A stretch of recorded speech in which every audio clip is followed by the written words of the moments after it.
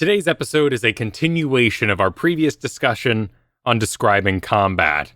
Be sure to check out Season 2, Episode 6, Role-Playing Combat, and Season 2, Episode 9, Player Spells, for more information.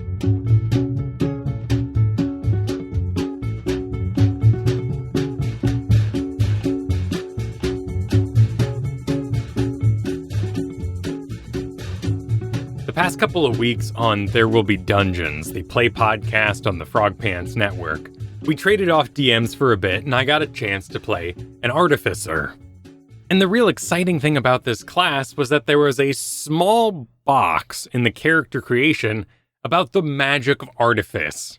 It says, an Artificer uses tools when casting spells. When describing your spell casting, think about how you're using a tool to perform the spell effect. And it goes on to say that if you have a spray bottle, one day you might prepare cure wounds in that and apply a salve. Another day you may take that same exact spray bottle and put poison in it, making it your poison spray. When you prepare spells, you're tinkering with these various tools you've created.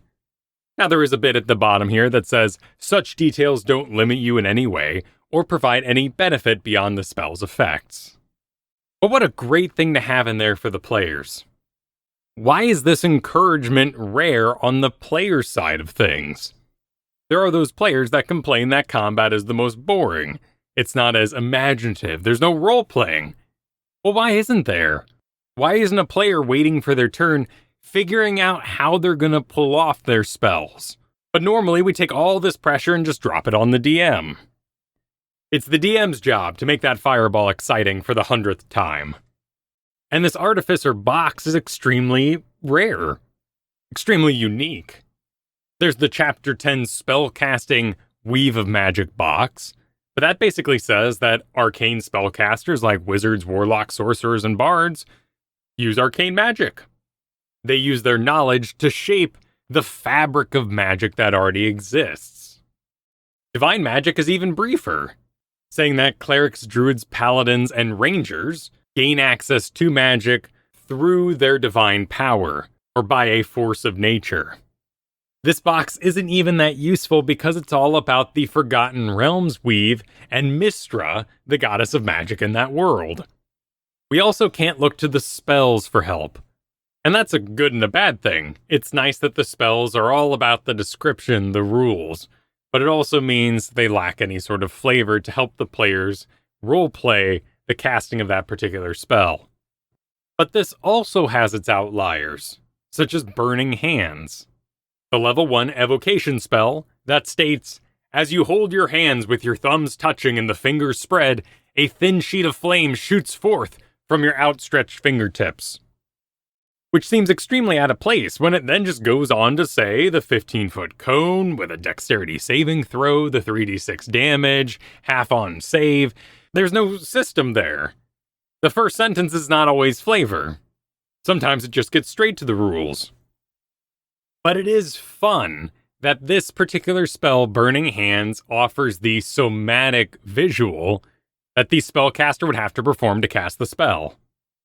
But in the case of Toll of the Dead, a necromancy cantrip, which also has a verbal and somatic component, all it says is, you point at one creature you can see within range, and the sound of a dolorous bell fills the air around it for a moment.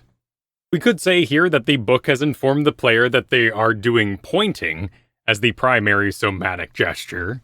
But rules as written, there has to be a bell toll associated with the casting of Toll of the Dead, just as the thumb must be touching with the fingers outspread to cast Burning Hands.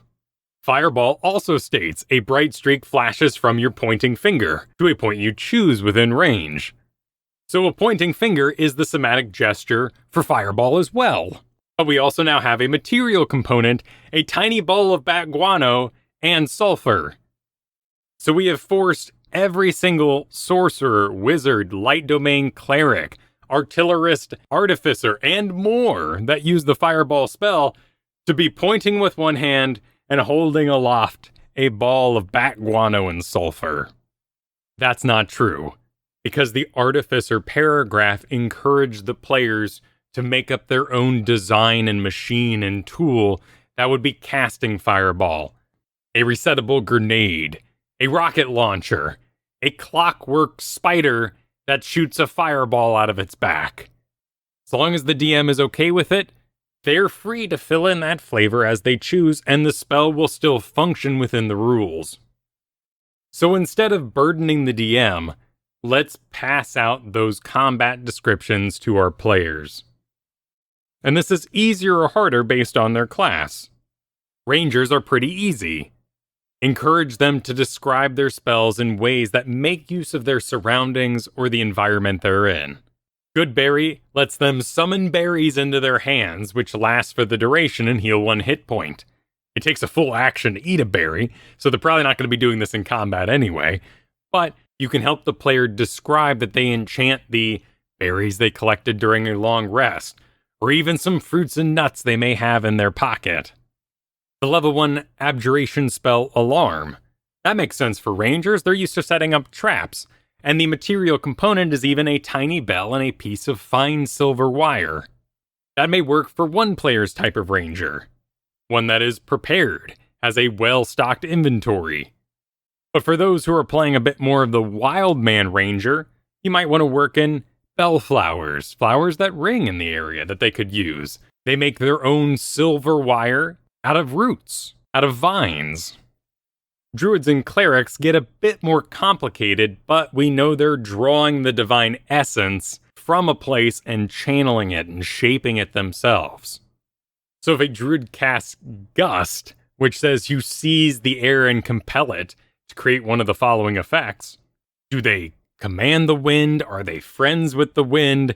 Is this more of like a Storm X-Man situation where they're yelling about the winds, please do my bidding, but they just control the weather anyway? If they cast Frostbite and they're in a desert, where do they get the numbing frost from? Are there unseen frost pixies? Is there an ice elemental they were friends with long ago that allowed them, gifted them this power? And for our clerics and our paladins as well, we could just say, by Palor be praised, and big shafts of light shoot down and destroy our enemies. But there's still plenty of oddities that mess with that basic vision of what the character's doing during spell casting.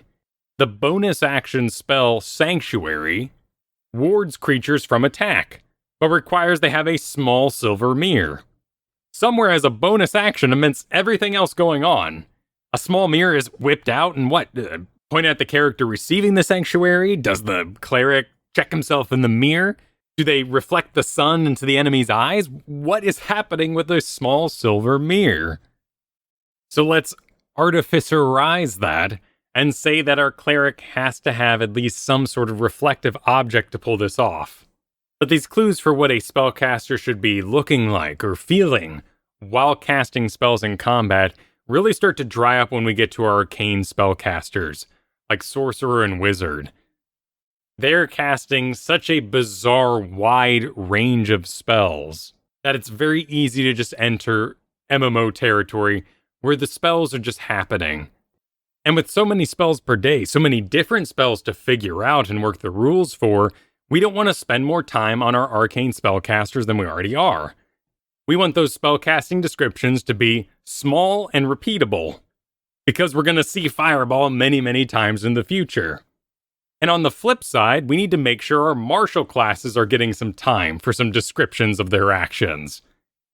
We spend so much time getting through the wizard's turn that when we get to our poor fighter, they make the same basic attack they were going to anyway with their sword. The DM also needs to encourage those players to make sure that their move is making it into the theater of the mind combat. Adding this flavor to combat does take effort, but we're making a community storytelling experience when we divvy that out to the players. But we have to get it going very early in the campaign for it to be easy for players to become accustomed to it. Role-playing takes practice. Otherwise, it's extremely jarring for a lot of players, particularly our shyer ones, who are there to enjoy D&D all the same. So the first big thing you can do is whenever a new action is performed, a new weapon type is used, a new feature of their class is showcased, or a brand new spell is brought to the table, be encouraging in that moment. Being creative means doing new things, and new things are always stressful.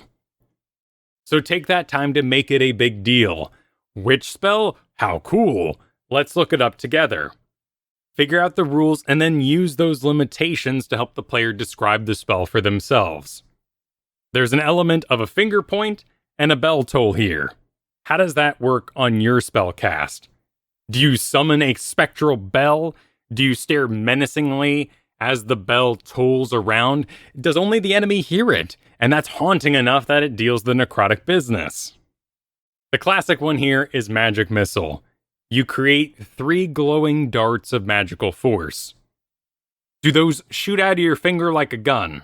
Do you use 2 hands to make a bigger gun finger's hand? Do you hold your arms wide and missiles appear above your head and then launch independently? Do they shoot over the top of your shoulders from your cloak, like some sort of Iron Man back launcher?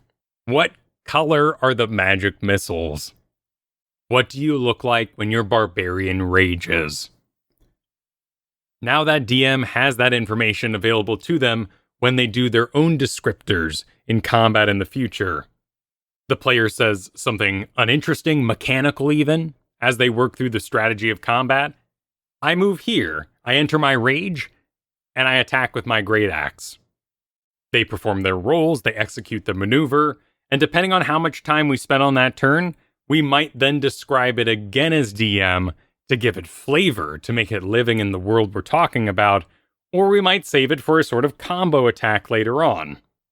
Alright, Baldur runs towards the creature, bursts into flames as he enters his rage, and connects his great axe into the creature's gut. Was that interesting for the 100th time? Maybe not. So you make a choice. You stockpile those descriptions, and then unleash them in combos later on. Mickey the Rogue stabs the monster in the ankle, causing it to reel backward in pain. And as that happens, Baldur runs in and slams the axe into the creature's exposed gut. Was there a fireball that happened for the 100th time? Cool, let's stack all 3 of those moves together and make that one description. Baldur runs through the flames with flames of his own, and so on and so forth. The hard part we're working towards here is emotion, feeling. And that's something that's going to happen when the players and DM are immersed in the world. The thing that makes Cast 32 of Fireball different than Cast 55 is that our wizard is casting that spell for a new reason. With a new urgency. Or perhaps with a smugness. Whatever that emotion is what changes the pointing of the finger and the holding of the bat guano. But we can't just tell our shy players to suddenly be in another character's skin, to be experiencing emotion. That comes with practice, which you're providing by encouraging them to roleplay these actions. By encouraging this community storytelling, we're making your descriptions easier. At least the characters are taken care of. You still have your own spellcast, your own actions that you'll be describing. And there's one big pitfall we need to avoid, and it's just bad writing. There's a lot of bad writing in fantasy. In fact, the stereotypical dungeon master speech sounds like bad fantasy writing. You don't have to emulate any author. You don't have to ham up the descriptions with the biggest fantasy word you can think of. And there's a lot of just really bad elementary advice being given to DMs online. Oh, what does the fireball smell like? Describe the taste in the air. That's wasteful information. We want a nice baker's cake with all natural ingredients that tastes what it looks like. What we don't want is the Elsa cake from Walmart that has a beautiful printed picture of Frozen 2 on the top and is just brimming with all these colors and different icings, but you know inside the cake is lame, it's bad. All flash and no substance. It's the same thing that can happen in our dungeons. You say there's a button on the wall, but above it is this ornate drawing of a Pegasus with golden wings outstretched. The important information is the button, but because of the weight of the words on the Pegasus there, they're going to investigate the Pegasus for an extended period of time, even though you just meant it as decor. Good descriptions and good writing comes with practice. But the best advice I can give you is to start simple and grow into those big words if you need them. So for instance, you have a player casting a fire bolt. There's nothing wrong in your first sentence with you saying fire bolt or bolt. The bolt flies at their target. Okay, that's fine. Do you want more than that? Do you need more information? Now we change that word to make sure we're not repeating ourselves so it's pleasing on the ears. The blast flies through the crowd. Okay, do I need more information than that? And as the missile connects, it explodes and singes the monster's face. None of those statements repeated the information, and we slowly grew into a more interesting, more flowery word. So if you wanted to describe cloud kill, you might start with fog, a simple word. Move into cloud, maybe mist, and as you describe and might need more and more describers, you can eventually climax at miasma. But don't start with the miasma. That's kind of weird. Now go apply this to your spellcasters, your villains, your bosses, your goblin shamans. How do they cast their spells differently? Can you use the player's descriptions they've given to build a language for spells? What if the goblin shaman points their finger and whips out the bat guano? You don't have to say fireball anymore. The players know what's happening, and that's pretty dramatic. For some groups would rather you just say the name of the spell so they know exactly what's happening, so they know they're not being cheated in the battle. Sometimes it's better to yell multi-attack on your dragon rather than describe the bite and the 2 claws, because players now have an exchange that what you're doing is within the rules, and this fight is not overly homebrewed, it's an official monster, and it has these exact attacks. And while it's fun to imagine making your players say the magic words or actively do the gestures, that is a player-by-player basis.